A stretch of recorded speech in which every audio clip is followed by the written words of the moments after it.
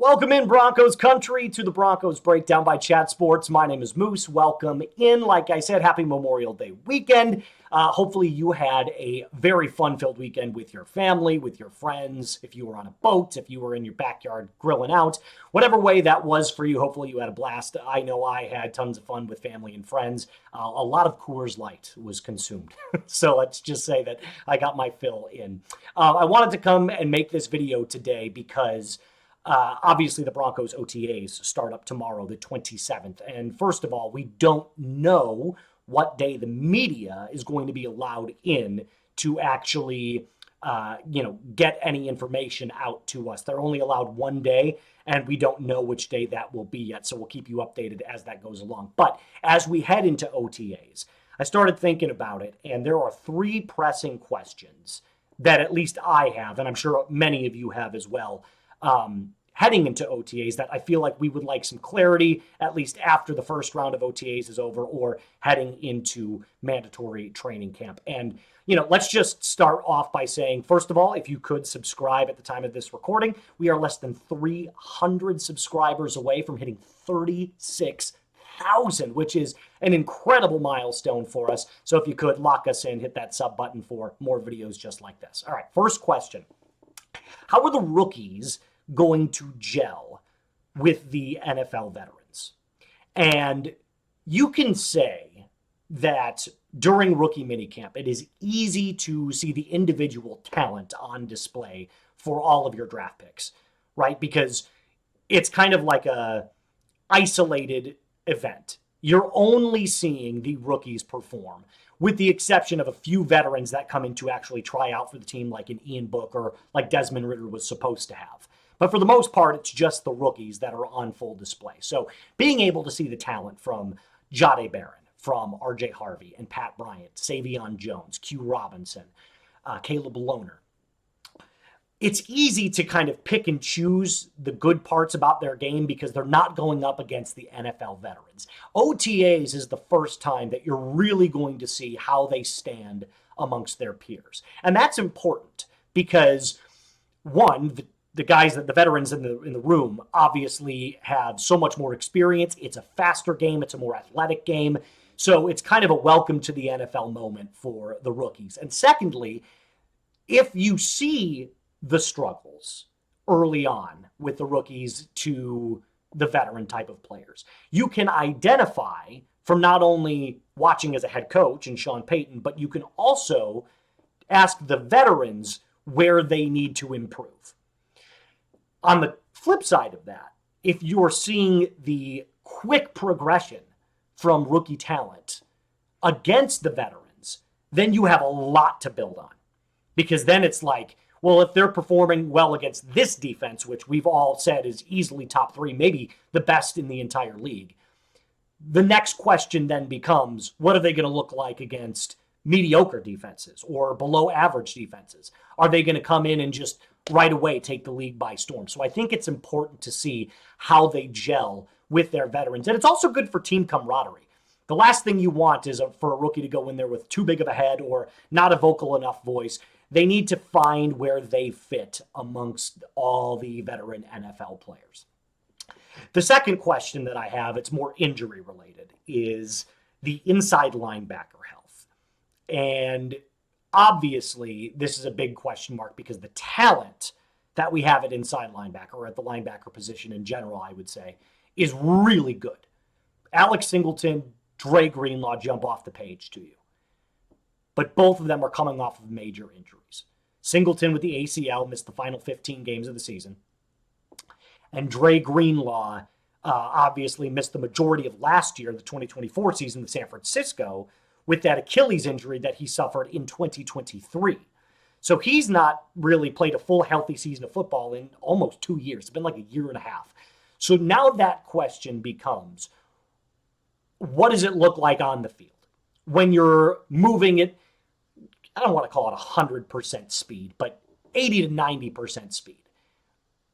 Are you, 10 steps slower than you were before? Are you 5 steps slower than you were before? Or are you not slower at all? These are all the questions that all Broncos fans are going to want to keep an eye on because obviously you have to have some discussions at that point with rotations of linebacker.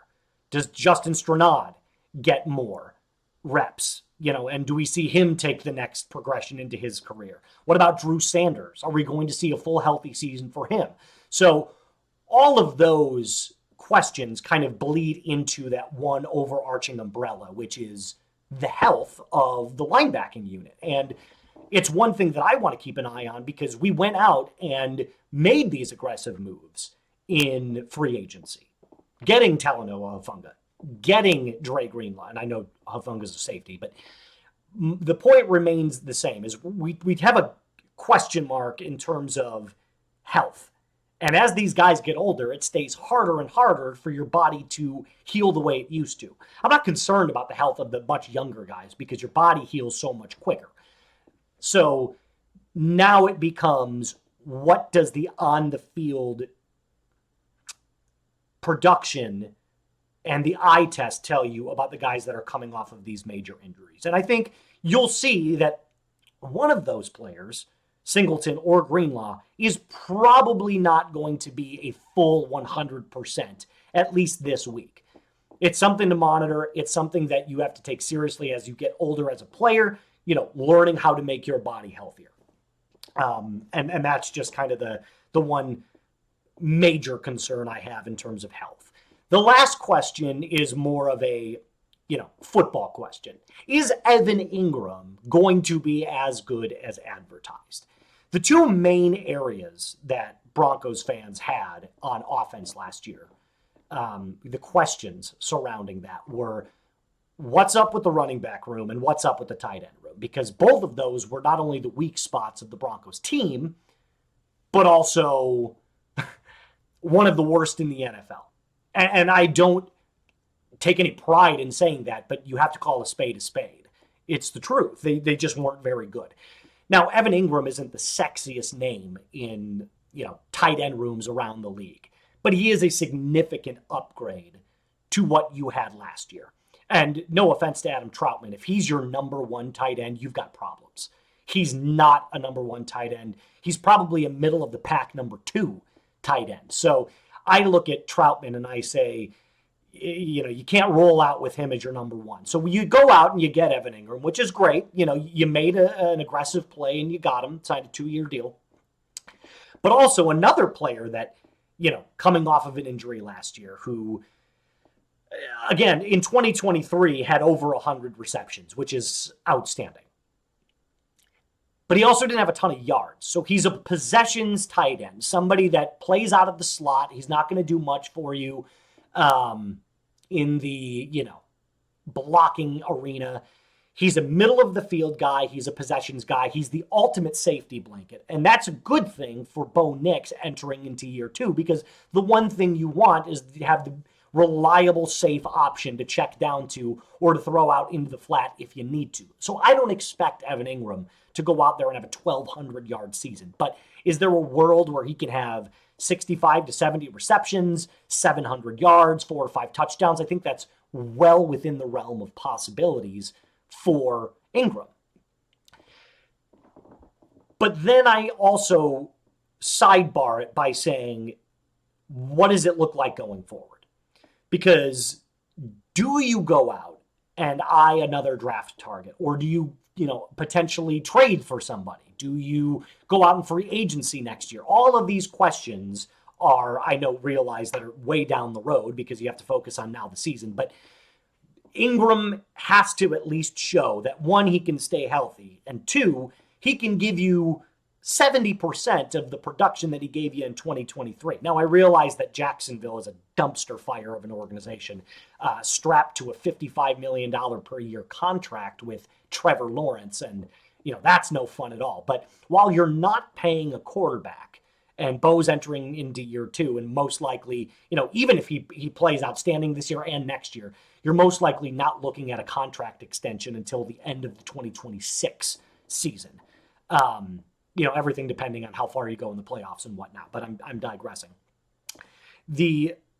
Again, back to Ingram for a second. Now the question becomes, Are you someone who is going to be worthy of maybe another extension after this year or after next year?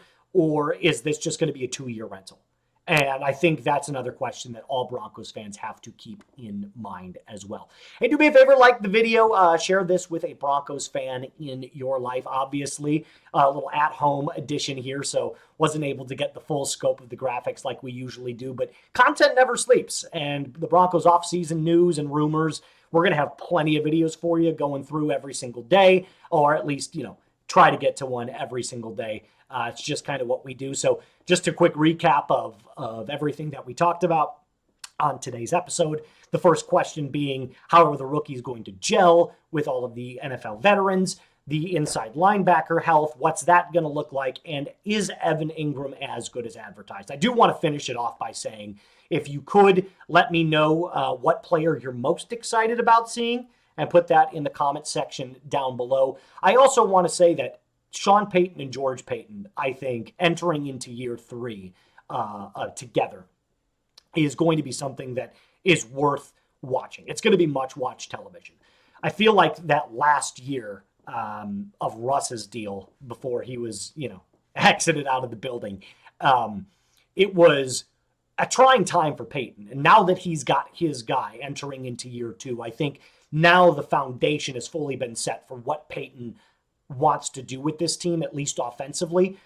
Defensively, I have no concerns about what we're putting out on the field. The product is going to be just excellent. So the foundation, the groundwork has been laid for Sean Payton to take this offense and this team to the next step. And to me, at least, unfortunately, with what you were able to do last year and show last year, the expectation now is that you have to win a playoff game. Getting to the playoffs is no longer something that is the barometer or, the baseline of success. Now it's about winning playoff games and hopefully getting to the AFC Championship amongst the heavyweights like the Chiefs, the Bills, and the Ravens.